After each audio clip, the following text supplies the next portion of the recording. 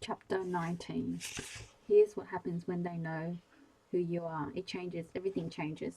They begin to dig into your life because Dead Girl needs an even bigger hook to keep people interested. The fact of her loss could never be enough. So they pick through the past, sift through the bones, the reporters, and you news editors who don't get this kind of treat nearly enough. The shock and tragedy of pretty dead girls. I have made some things easy for these storytellers. No mother, suicide, no father. Who is he? And there is enough small town history for people to snack on. Enough colourful people who went to school with me to keep the theories about the cause of my demise coming. But most leads are a disappointment. A dead end, no matter how deep the digging goes. Good student, no record, no serious boyfriend as far as could tell. Not a single scandal of my own until Mr. Jackson sits in his studio waiting for the knock. Charcoal fingers twisting a package of photographs face down in a locked box, hidden in the closet, knowing he can't throw the pictures away, perpetually contemplating burial or burning, but never quite able to bring himself to destroy them. Hasn't looked at a single picture of me, not since the day I left.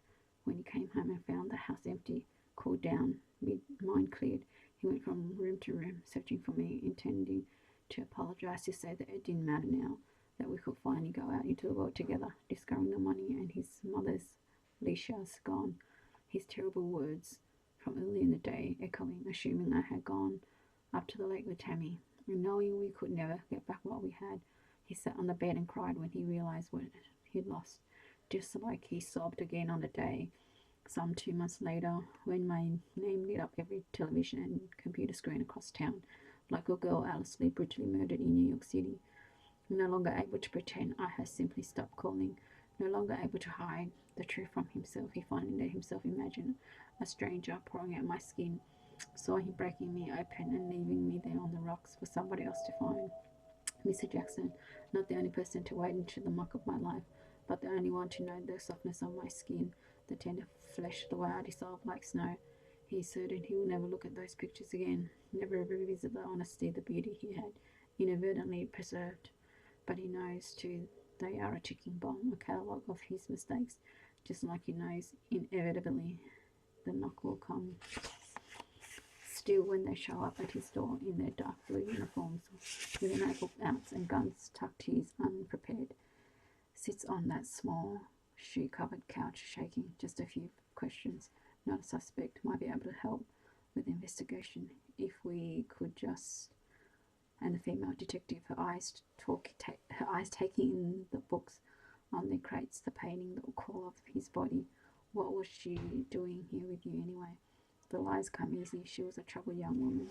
She had nowhere else to go. She needed a place to sleep, some shelter for a few weeks. She'd been a good student. He'd shown her some care. Maybe she'd spun a story or two of her friend Tammy, tried to make it seem more exciting. This kind of thing can happen with teenage girls, right? They should know that Tammy herself was a bit of trouble, and no matter what she might have said, he never touched Alice. She was just a poor kid. He was trying to help out of a tight spot. He simply wanted to help her on her way. It cannot be his fault. He never imagined where she'd end up.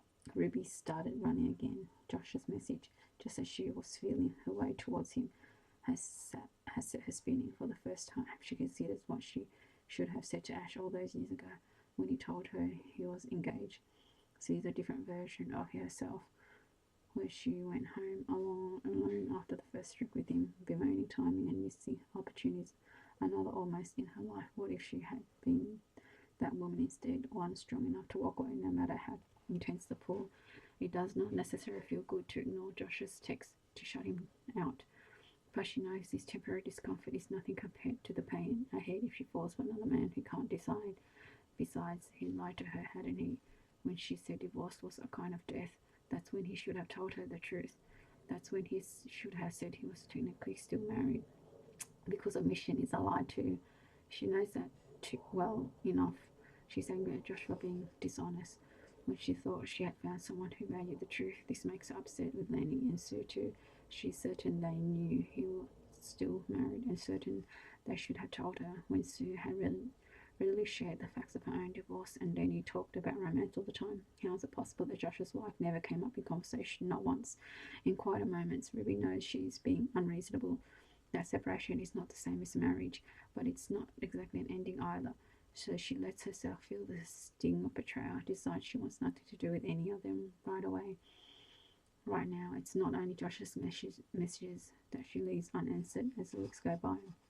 When Ruby is adrift, I am adrift. In the days after finding out about Josh, we return to wandering the streets of this city, neither coming nor going anywhere. She considers moving home to Melbourne. I don't even know where home is anymore. Just when I think I have it figured out, the game changes all over again. I thought that once I had my name back, once those waves stopped crashing around me, I know what to do, maybe even find out where those other girls go. But here I am, still unseen. Who killed Alice Lee is not really a question about me, is it? But it's only one people seem to ask now. At any rate, without Death Club as our compass, we seem to have ended up back where we started, a lonely woman and a lonely dead girl together in New York. Ruby Jones and Alice Lee stuck in our tug-of-war between the living and the dead. She never goes back to the river, has avoided the park since the morning of my murder, won't even walk along Riverside Drive. There, above the Hudson, the promise of summer, drawing people from the expensive houses, throwing them out, so that the streets and the fields and the running tracks are never empty these days. At least not until the sun goes down. Ruby has returned to the rocks 1,000 times in her head, has pulled over photographs of the crime scene, so that it exists as a map in her head. But any time her feet turn towards the park, something in her rebel pushes her back. She wishes she could talk to Lenny and Sue about it, or better yet, Josh, who once told her that he'd had to force himself to return to the scene of his bike accident. Now it had taken him weeks to build up the nerve, and how when he finally got there, he soon discovered he couldn't recognize the thing. He sat down in what might have been the wrong place entirely, his blood soaked into the soil around some other tree, and realized how inconsequential his accident had been in the grand scheme of things. It's not as if the place remembers you, he said to Ruby, shaking his head. If they were still talking to one another, Josh could have walked down to the river with her. He could have held her hand and assured her that. But here, Ruby stops her train of thought. Josh is not the man she thought he was. They had an interlude, and now it's over. And she simply needs to be more careful with her judgment from now on. Stop giving her heart away so fast.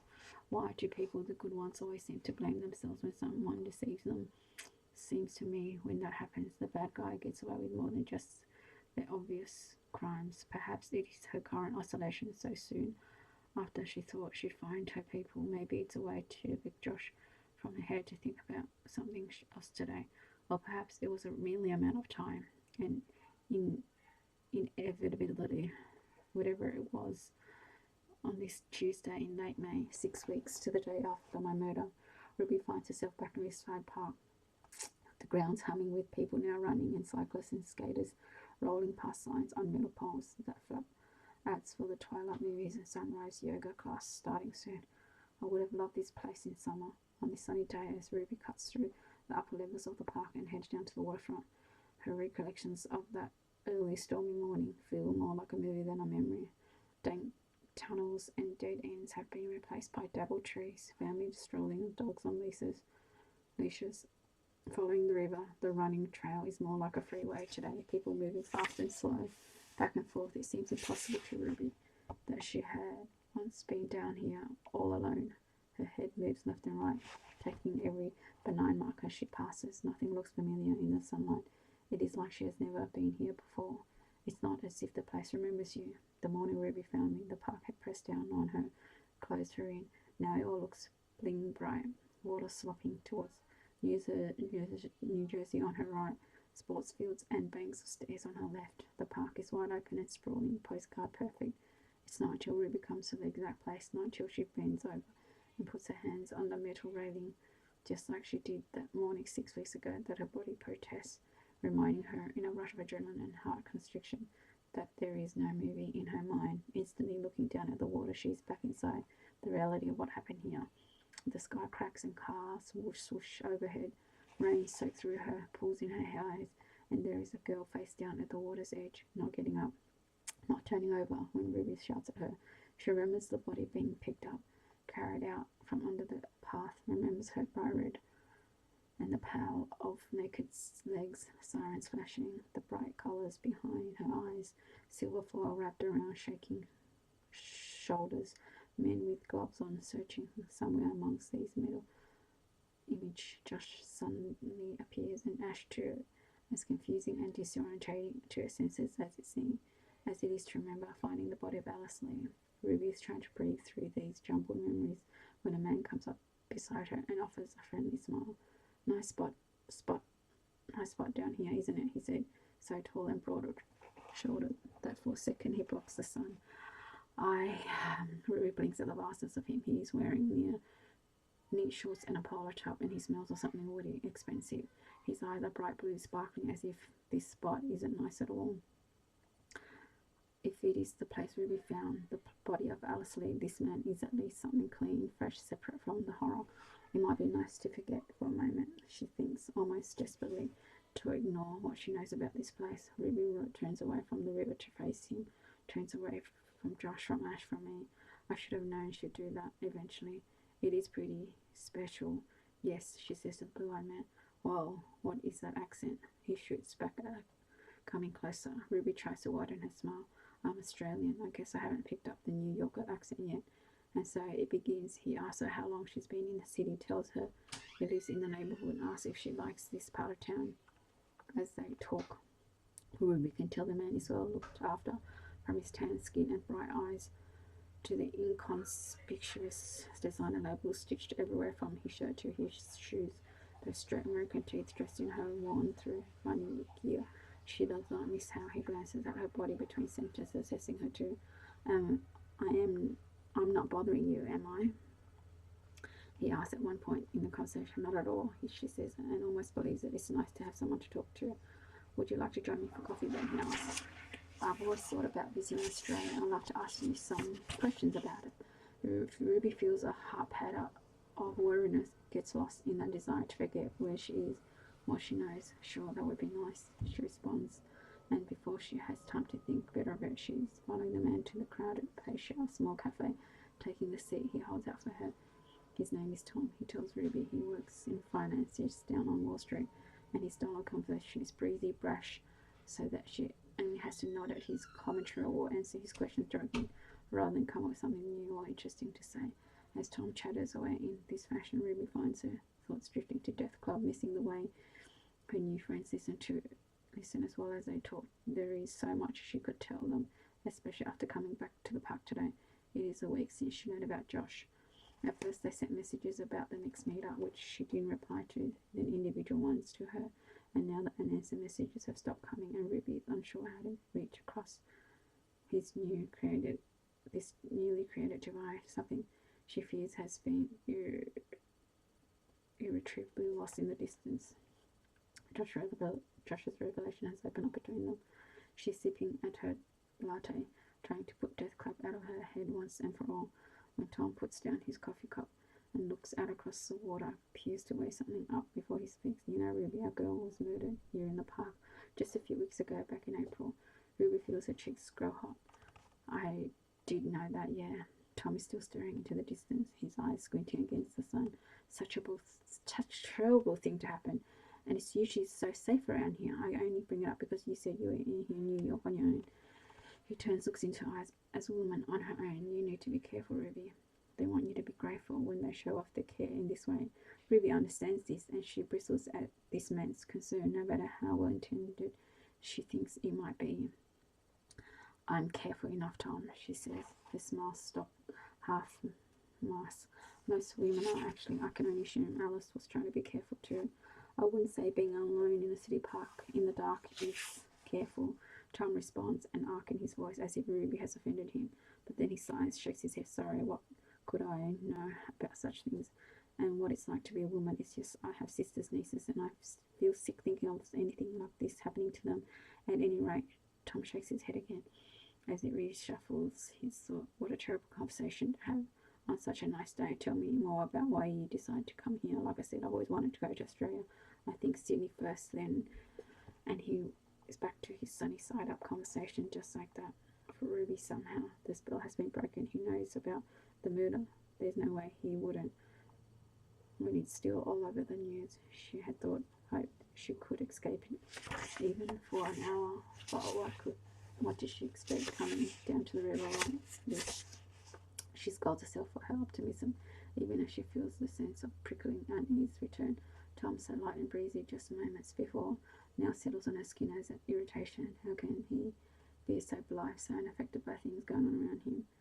She wonders he has not even noticed the change in her mood. Ruby knows that she's being unfair. Understands shouldn't resent this cheerful man's lack of complications, but the absence of her Death Club friends feels even more stark as he launches into another glib story. This one about the time he's met Neil Gibson down at a bar downtown. Top bloke, Tommy saying, mimicking an Australian accent poorly, and Ruby forces a smile, but all she can think of is excusing herself, getting away from this failed attempt at normalcy as soon as she can. Back home in Melbourne, they used to say there could be 4 seasons in a day, temperature dropping rapidly, sunshine giving way to hail with no warning. She thinks now that she has become the weather. Her reprieve comes when Tom's phone, face down on the table, buzzes. I might have to get that, he says. Please go ahead, Ruby nods. I need to get going myself anyway. Tom looks disappointed but makes no effort to stop her when she pushes her chair back, stands up. I think I lost track of time. Well, I'm glad you did, Tom replies before waving the cash she attempts to put down on the table. Absolutely not, Ruby. A gentleman always pays. Though perhaps next time we meet in the park, you'll let me buy you a real drink. The suggestion is playful, implicit. He wants to see her again. Ruby feels something pull tight in her chest, the weight. She will think later of being wanted by the wrong man. For now, she smiles her practiced smile and takes Tom's hand offered to her across the table. Strong, warm fingers wrapped around her, squeeze tightly. Until we meet again. Tom presses down on her hand one last time before letting go. And I mean that what I said before. Be careful, Ruby. It's not as safe out there as it might seem. He looks back at her once after they part, turns and offers an exaggerated wave before taking a set of stairs 2 at a time, up out of the park and away instead of following him, heading home. Ruby finds herself walking back down to the water, following the winding path until she comes to that little curve of beach again. Water slapped against the rocks, lowering her head against the metal rail. Ruby struggles not to cry. The girl was murdered here in the park just a few weeks ago. I know because I found her. This is what Ruby should have said. She should have told Tom the truth about the nice spot down by the river. But where on earth do you go from there? She isn't the only one who has been avoiding the scene of the crime until now. The push-pull for Ruby all these weeks, the coming up to the edge of things and then backing away, was me. I kept my hands on her chest, pushed back hard whenever the river called, because I know how it calls him to. I see the trail of blood he follows, can hear the rush of it in her ears. He's careful, of course, has every reason to be in the park anytime he returns to the rocks, no different from any other man on the west side. This is his backyard, after all, a place he knows. I say I come here almost every day, is how he'd answer, if anybody ever asked. The truth is, I wasn't just keeping Ruby from him. When he comes here, when he stands and looks out over the water, I can feel his pleasure, the swell of it in his chest, the fizzing in his fingertips. He bites into the pain he caused, feasts on it as if stripping me from a bone, tastes those last terrifying moments of my life over and over. He used to overwhelm me, but I can see him better now. This man, I no longer back away from the world he has created. I'm staying close as I wait for another chance to bear down, push through. My anger burns bright and fast. My name was spoken out loud. It was a brief, beautiful name, but I'll get the second chance. I know it to make him feel the weight of my remains. Something Josh left out of the story when he told Ruby about returning to the scene of his accident, looking for the tree root that upended his bike, searching for some memory of his pain, and finding nothing was as he remembered it. It wasn't until he had given up his search, accepting the impartiality of sticks and stones and dirt, that he saw it gleaming beneath a nest of rotting leaves. The face of his watch cracked in 100 places, hands bent and stopped one on top of the other. As his body hit the ground, the impact must have dislodged it from his wrist, sent the small disc flying, picking up his remnants Examining the damage, Josh felt a strange kind of relief. He had been looking for proof, something to validate how totally his world had been rearranged, and there it was, cut now in the palm of his hand, passed over in the weeks after his accident, missed by anyone who wouldn't guess its significance. The truth doesn't always announce itself loudly, see. Sometimes it is small enough to fit in the palm of your hand if you know what you're looking for. Sometimes when Ruby is down at the river, I come sit with Lenny at the mortuary, watching as she tends to her dead. Most of her charges have long since left their bodies behind, but occasionally I can see something hovering, carefully patting Lenny's arms or touching her lips to her forehead as she works. I see the fine hairs on her arm, the same feeling the prickle of her scalp when this happens, and then the person is gone. Her dead girls briefly show up other places too, following her to restaurants or standing close by as she scans the racks at her favourite vintage clothing store. I only ever catch glimpses, flickers, but now I know that what Lenny thinks of as her terminal clumsiness, the trips and knocking of glasses, is really just a woman who loved her accidentally coming too close. Back at the mortuary, I've also been there in the private viewing rooms, watching family sit with their loved one's body. I've looked on as each grieving person brings their love and memory and pain into the room, seeing the way it all mixes together before flowing out in streams of colours. To see this grief up close is to look at light passing through a prism, like a rainbow, but so much brighter. It is the most glorious thing, this arc of remembrance, as if the beginning, an animal person, was only ever light.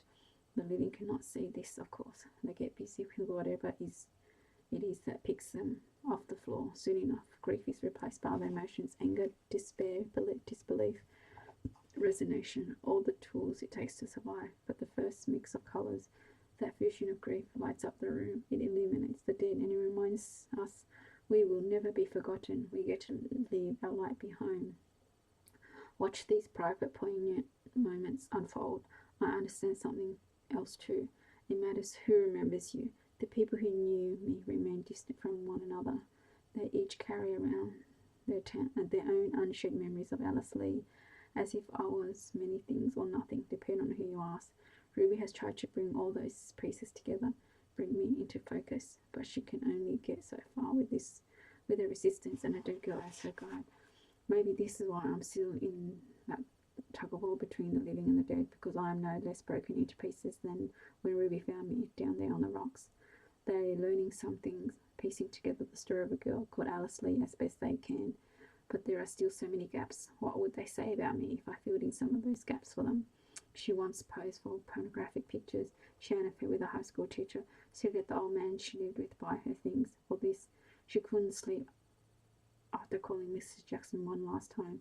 Got up at 5 a.m, stumbled out into the heaviest, most beautiful rain she'd ever seen, sipped up her purple parka, her camera tucked under her jacket, pressed against her chest, thinking about portfolios and school submissions and how life was a lot like this storm, washing away the bad things and some of the good things too.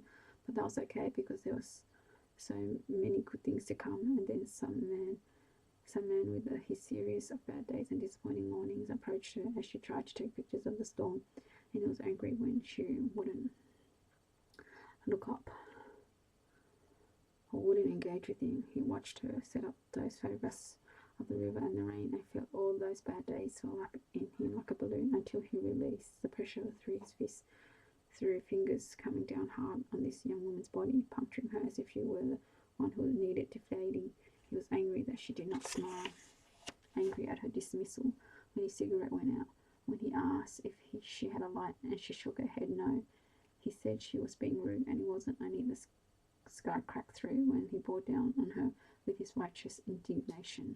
Such self-preservation all these years, only to find herself unbound by a man who was angry at the light going out, as he took hers instead. Shook her fist on flesh, struggling, elbow pushing. The split second where she stood a chance, and then she was down, hitting rocks and earth, and he towered over her, enjoyed how large this made him feel as he smashed the camera lens down on her forehead over and over. Immediately disgusted by the mess of her face, he wrapped his hands around her skinny, wet throat, and discovered he could destroy the entire city. That was this young woman, everything she had been and would be, the rubble of life. He was the bomb, exploding. He felt as he unzipped his jeans, turned her head away so he didn't have to look at the unseemliness before him, like he was the most powerful man in the world, that everything was his for the taking. He never did get that light for his half-smoked cigarette. Had to wait until he got home, rummage around all sorts of bowl, looking for matches, careful and quiet. The storm intensified. A girl's body, underwear stuffed in his pocket, the rest of her belongings gathered like gifts. She should have been nicer to him. He was only asking for a light. It suddenly seemed to him later that morning, as he listened to the rain and the sirens blaring, his fingers quivering towards them, that the calming pressure of a cigarette might have slowed things down a little. Had she smiled, tried harder, he may even have given her the chance to say yes to his advances. This is the world he had created. I'm ready to tell you a little more now. Stay with me as we take this closer look, but don't you believe a single thing he says about me. Thank you for listening.